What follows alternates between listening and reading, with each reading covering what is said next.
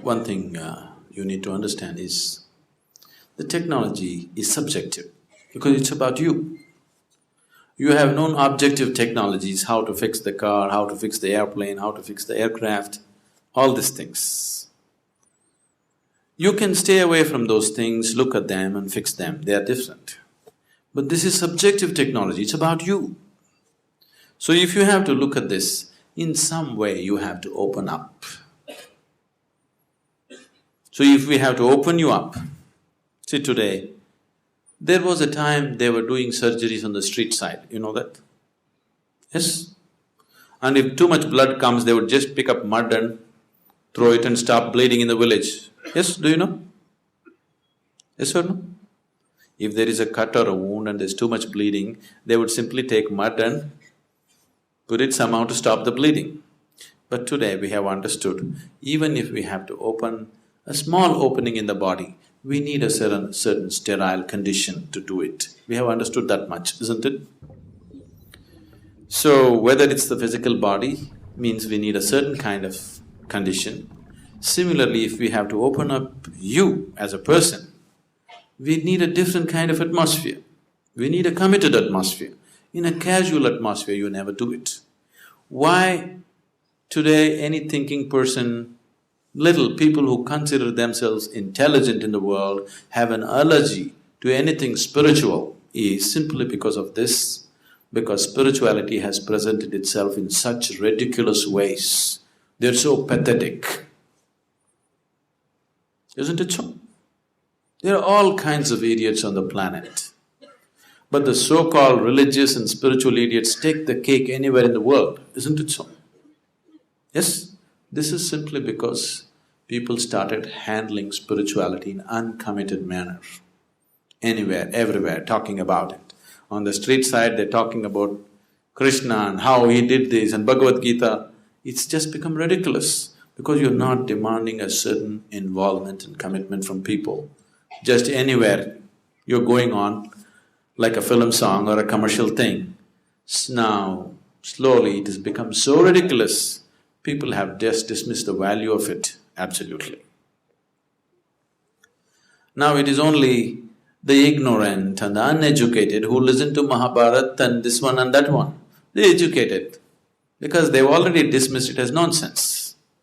Because it's happening in such ridiculous ways, it is not being presented properly, not creating the right kind of situation for it to grow, simply doing it anywhere. So subjective technology is never attempted in uncommitted atmospheres. It has to be done in a committed atmosphere. We want to just align these four wheels on which you carry your life. See, you may think and imagine many things about you. In your experience, the only four realities of your life is physical body, mind, emotion and energy that supports all this, isn't it so? Other things you imagine and you believe from your traditions and cultures, these are the only things which are in your living experience. If you want to go somewhere, if you want to make any kind of journey, you can only start your journey from where you are right now. Wherever you want to go. You want to go to Mumbai or to the moon, you can only start your journey from the seat in which you're sitting right now, isn't it so? If you try to start your journey somewhere else, you will become hallucinatory. Most of the religion in the world, over 90% of the religion in the world has become hallucinatory because they're all trying to start from the third step to heaven, not from where they are. You must first realize what is the experiential reality of who you are. What is the next step and the next step and the next step. This is the only way you're genuinely going to go somewhere, otherwise you will become hallucinatory. This hallucinatory religion has brought some solace to you, but not found any liberation or freedom within you. Now you just believe everything is being taken care of for you by God, everything, but tomorrow morning if something happens in your life that you do not like, suddenly you crack up, isn't it? Because it is so surface what you believe in. Life can crack you, it doesn't matter what kind of hallucinations you have.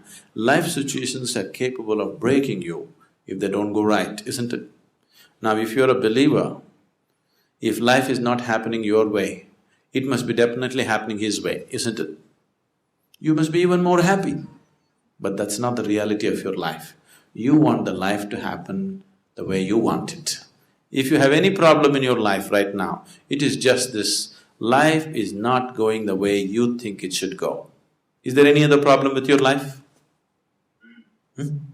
Is there any other problem with your life? This is the only problem that human beings have. Life is not going the way they think it should go. Isn't it so? If it is not going your way, it must be going the Creator's way, isn't it? You must be even more happy, but that's not the reality, because there are too many deceptions in the mind.